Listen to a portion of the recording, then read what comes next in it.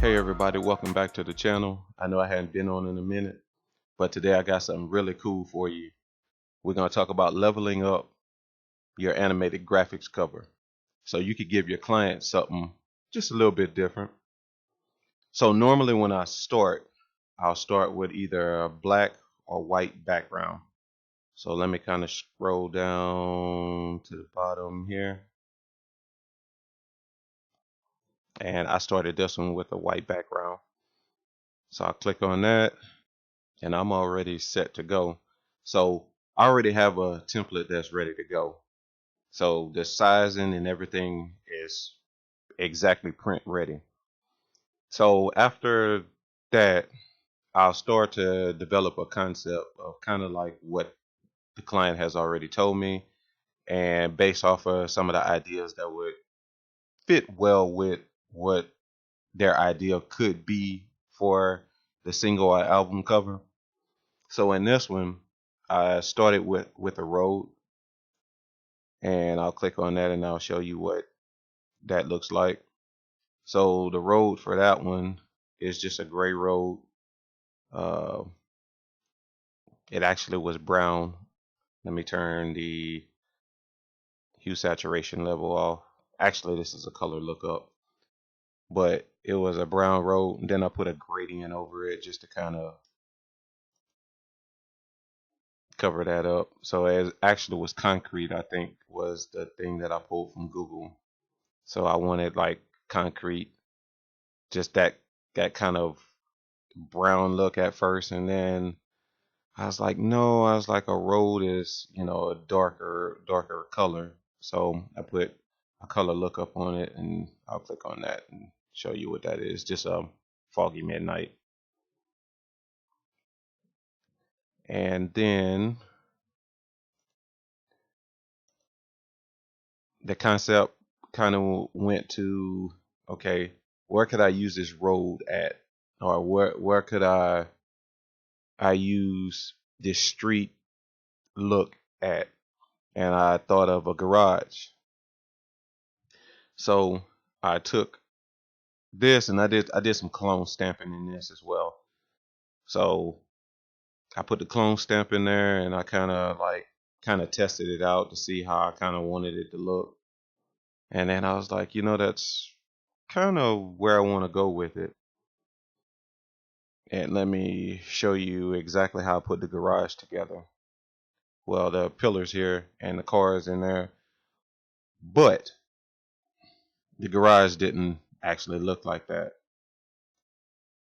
So I'll kind of dive into it, and I'll talk about this flicker layer later. So turn some of that off.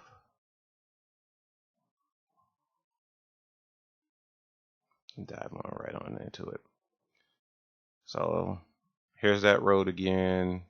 Here's the garage, and I'll turn it off. So that's the original garage.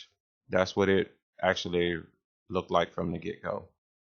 And then I wanted those lines in there, and you'll see why I put those lines in there in just a moment.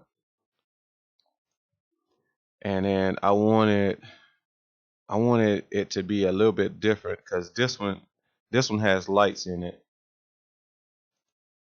and this one didn't. It was just the actual beams that run in a parking garage, but I wanted lights in it for a reason. And then we'll go and turn this layer on. So these are lights that I created, just painting them in, nothing special. But I also wanted those lights to flicker, and I'm using a timeline in Photoshop that you can kind of create videos with. So with that, I was like, well, I want lights, and I want to do something special with those lights because I want the lights to turn off and on. So I created a flicker layer and just kind of turn them off and on.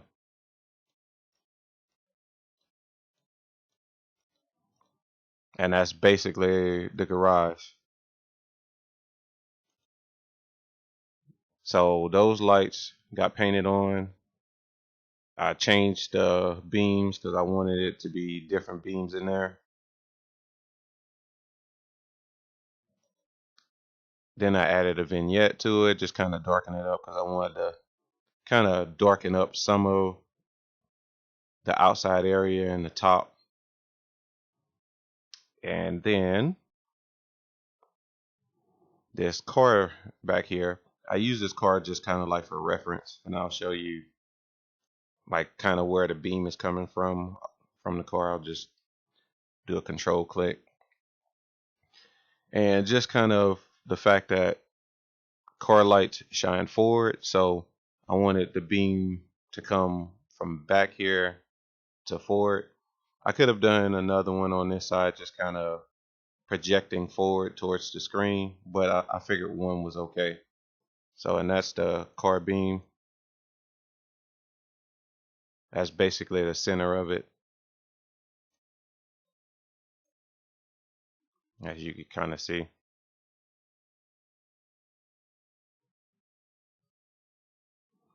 Then I wanted to add some graffiti to it, just kind of make it a little bit more rugged and grungier. So I added the graffiti to it, and I'll talk about like some of the blending modes that I use for this. This one was let's click off there so we could get to that layer. So this one was a multiply layer, and if we look at it, just that one, which is the top one, just kind of doing a multiply blend mode, and I figured that one was a little bit softer than some of the other ones because of the gray that was behind it. And I also actually did blend if too, just kind of blended it in there. So I actually blended it in with the scene. And this top one over here, I did vivid light for that one. Because if I were to use any other mode, it would have kind of taken away from what I want to do. See, that's too light. We'll just kind of cycle through them. As you can see, it does something different. I didn't want it to be like some weird, crazy colors. Linear light is pretty cool, but I wanted it to be seen in the background just a little bit. It's covered up by some of the other things that I put in it, but it's there, and so this is all normal. So vivid light is what I wanted it to be. You kind of see it better. Then after that, there's the group of guys that I use for this. Another image I pulled off of Google, and I'll show you what it looked like. So that's the original picture, and I only needed it cut up to about right here because I have something that's going to cover that up. So I'm assuming this was like something with a Sprite commercial or something like that, where they actually put the Sprite logo. I'm not sure exactly. Maybe this is probably like a warehouse or something that someone's in. But I needed it covered up to a certain point. So I covered it up. And these are the things that you don't normally see whenever, someone's designing. I mean, you don't know how they cut it out or whether or not they cut it out perfectly. Most of the time, you could cut it out perfectly, but sometimes you don't if you're going to just cover it up. And there's that group, and I got a hue saturation on there.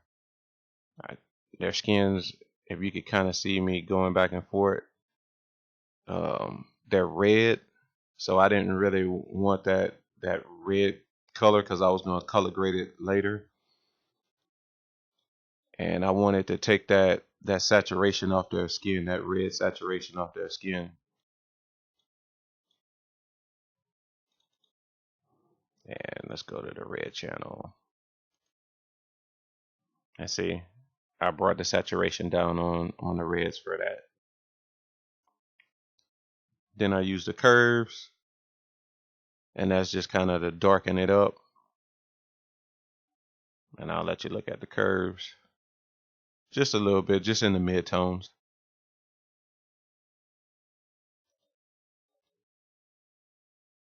And of course, when you're making a album cover or anything, most artists or most clients want some type of bling depending on what it is. So I added bling in there, and this is a color dodge layer. So color dodge, and then I just got a yellow paintbrush and just painted on it. That's all I did. Now this one right here, it's a mostly white color.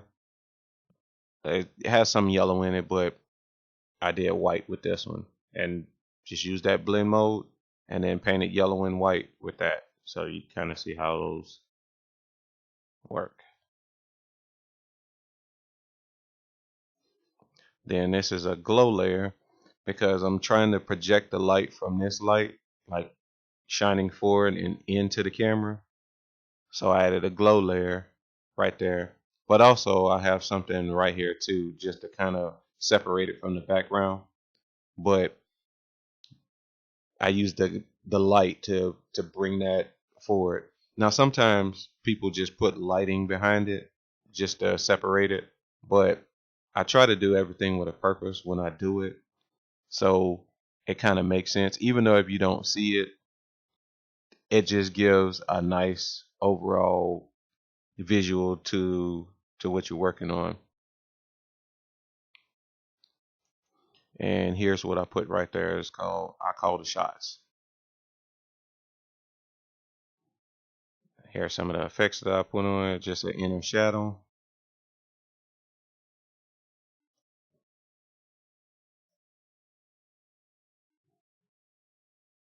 And then I did another one on top of that. Has a gradient on it.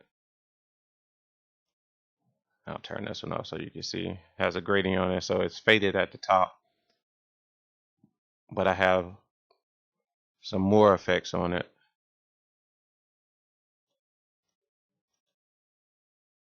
And then I'll put a filter on it. Can't remember exactly what the filter is, but I think it's like a HDR filter that I placed on it.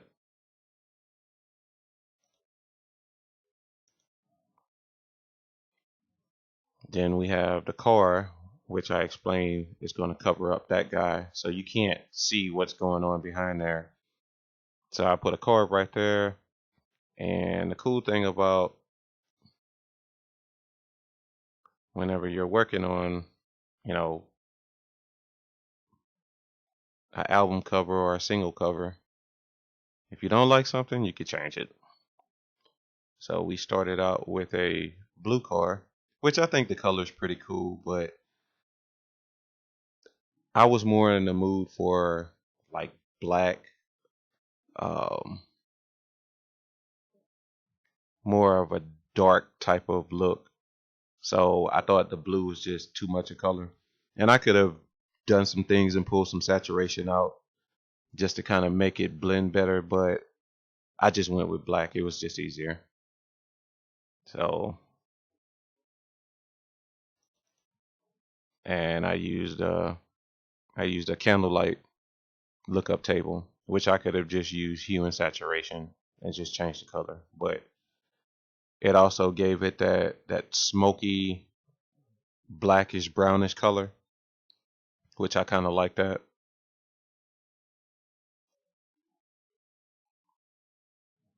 And then there's the lights.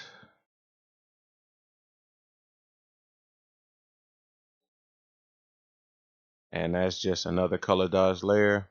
I use a yellow and a white on this because I know I went over it twice when I did it. So I used a yellow at the bottom and then a white on top of that. So I just got just Yellow brush, got right in there. Yellow brush, you know, and then switched over and got a white brush and just kind of made it a little bit smaller and click right on top of them. So it's a blend of two colors in there.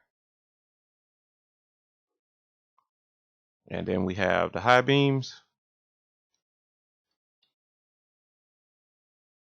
because of course when the lights are shining, they're gonna kind of project out. So we did high beams in the front of the car.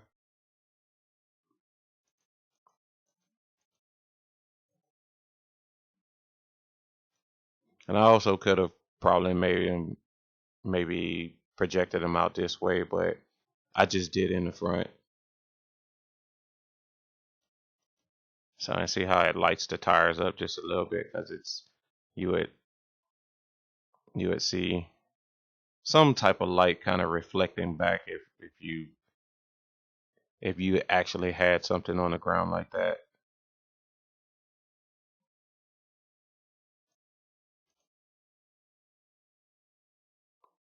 Then we added a bag, which these are just the shadows right here. So you'll see the bags in just a minute. So here are the bags. That's one bag, and that's a lady's purse right there, and just a little shadow under there, and you'll kind of see.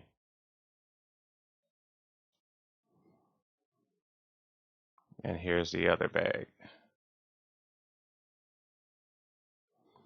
And when you're working with compositing things, shadows actually make everything look a little bit better.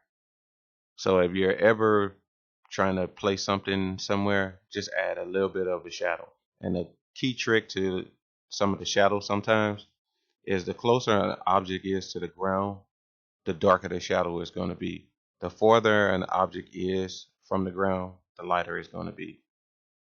I'll show you that in just a minute on something else in the tutorial.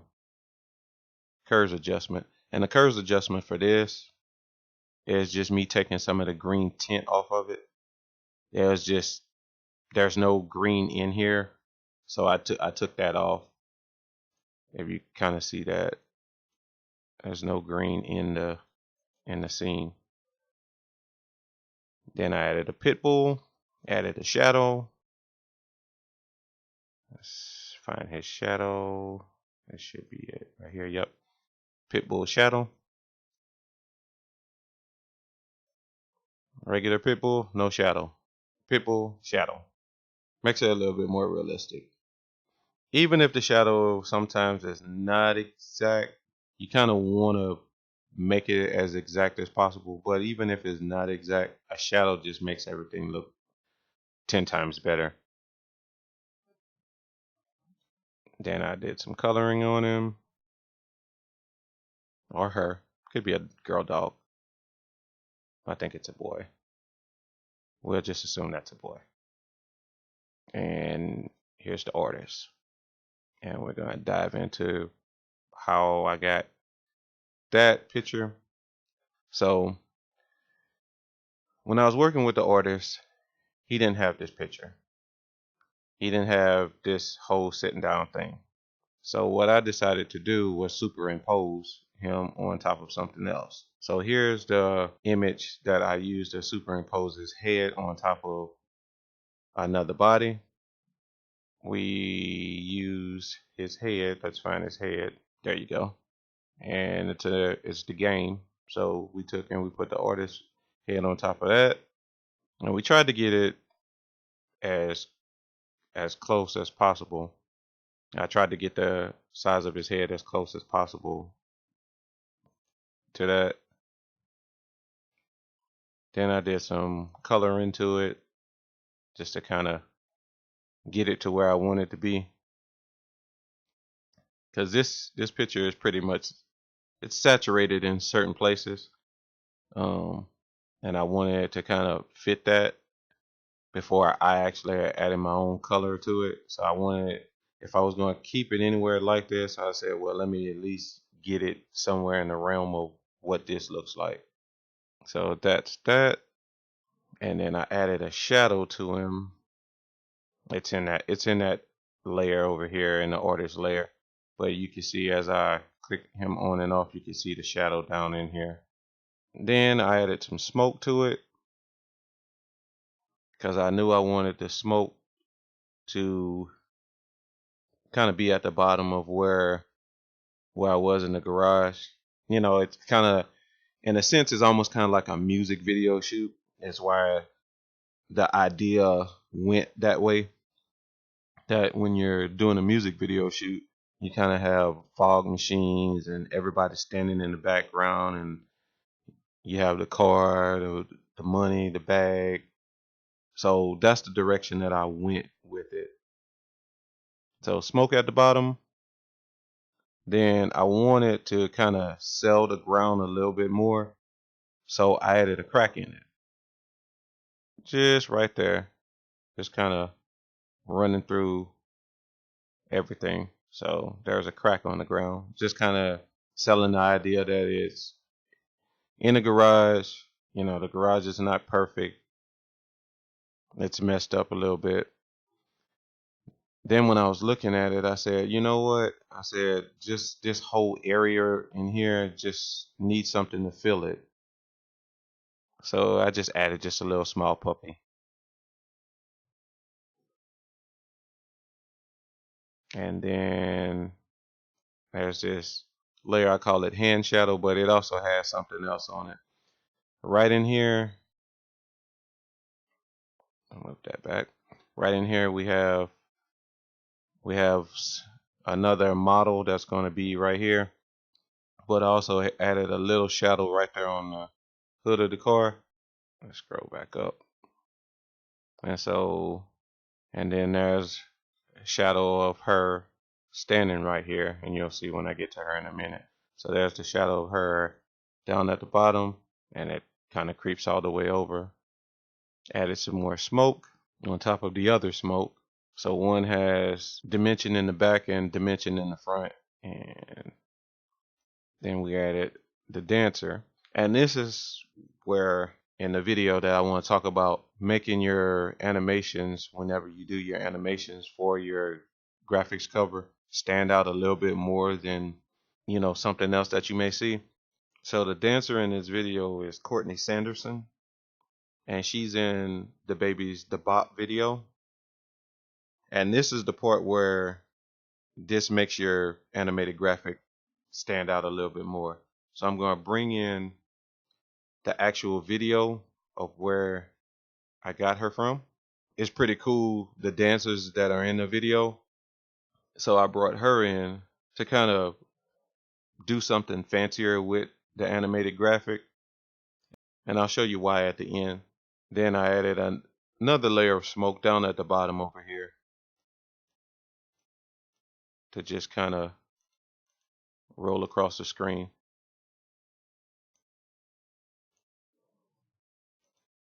Added some cell phone users. If you're at a music video, everybody's going to be taking out their phones and recording the event.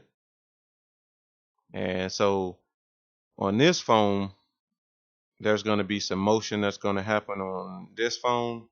This one is just like someone taking a picture, and this phone is going to flash. Then I added a barrier, added another model, and she's sitting up there. And like I said with shadows, if you take away the shadow, it just kind of looks bland. But you add a shadow to it, and it kind of livens it up. And the same thing I said earlier about if it's farther away from the ground, you want it to be lighter. If it's closer to the ground, you want it to be darker. And it's all in variation.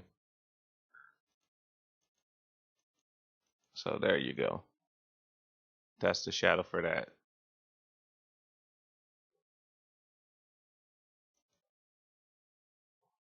Then I added another layer of smoke on top of the barrier, because I didn't do that much. I needed to clean that up just a little bit more, but it wasn't something that was necessarily seen that much. So I just put some smoke over it just to cover it up just a little bit. Then here's that core model that I talked about.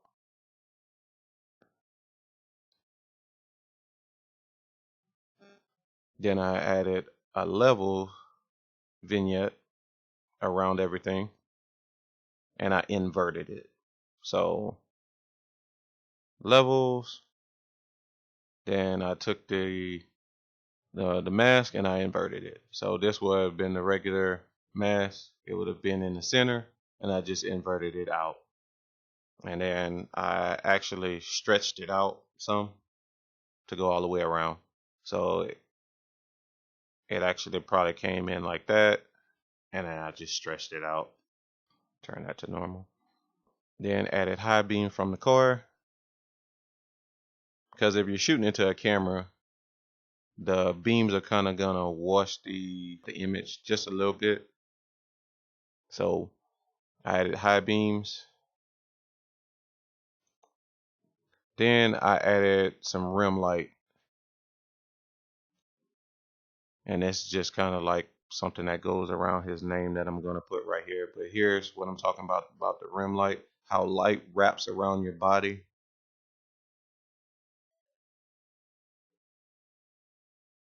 So I brought the rim light all the way over here.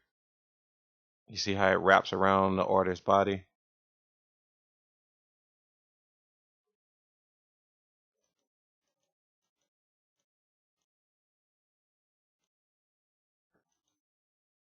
Then of course, the advisory sticker. It makes everything look a little bit more authentic.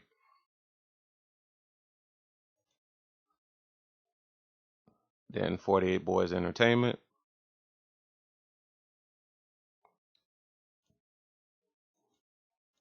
And then I'm always sneaking in something, but for a good cause. So I added my logo on the guy's shirt back here. And for me to blend it in and make it look a little bit like it belongs in the scene, I desaturated it some so it kind of looks like it belongs there. And remember I was telling you about that graffiti? Can't see all of it, but kind of sells the image just a little bit more like they're really in that environment. Then I added a color grade on top of that. And let me show you some of the layers that I use. So there's a hue saturation in there. So it had a blue tone to it, which is kind of what I wanted, but I wanted to kind of like blend the two together. So you'll see that I did some stuff with the fill and the opacity for that. So I lowered it on that one, and I think there's another one, yeah. And I lowered it on this one as well. So the color grading that I use for it. Then I added another vignette, but this one was with a color lookup, and it's the Foggy Night color lookup. So I added another one to give it kind of like a different tone on the outside. And this one was selective color. I think I pulled some reds out somewhere. Yeah.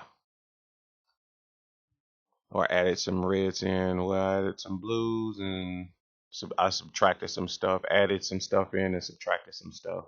And I added the artist name. And those were when I used the rim lighting, kind of just used that same brush to do that for the artist name. And the shots part, I use a little bit of After Effects right here. where there's a bullet that's coming out of the shots, and it'll just shoot past and go in that direction. And so that's the whole animated graphic, and I'll let you look at it. So here's the final product, and that's what you're looking at. You have the flickering lights over here, you have the bullet that's coming out of the O, and then you have the dancer from the video.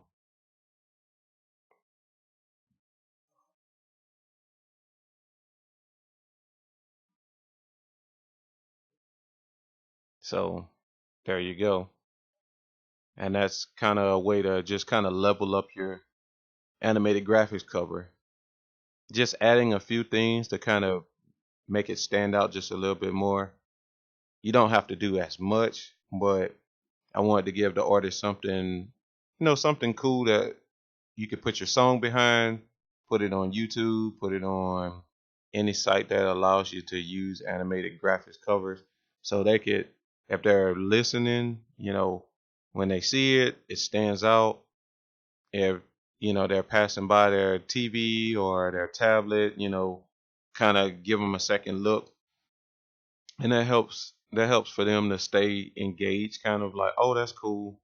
Oh, the artist took some time to put a lot of energy into, making their product something that people want to listen to and see. So you got that, you got the bullet, you got the camera flickering, you got the video, there's someone videoing down over here of all the stuff that's happening. And like I said, you got the lights flickering. So something cool to think about whenever you're trying to do animated graphics covers. Just make everything stand out. So that'll wrap it up for this week's edition of Leveling Up, and we'll see you next week. And as always, teach, learn, grow, and inspire.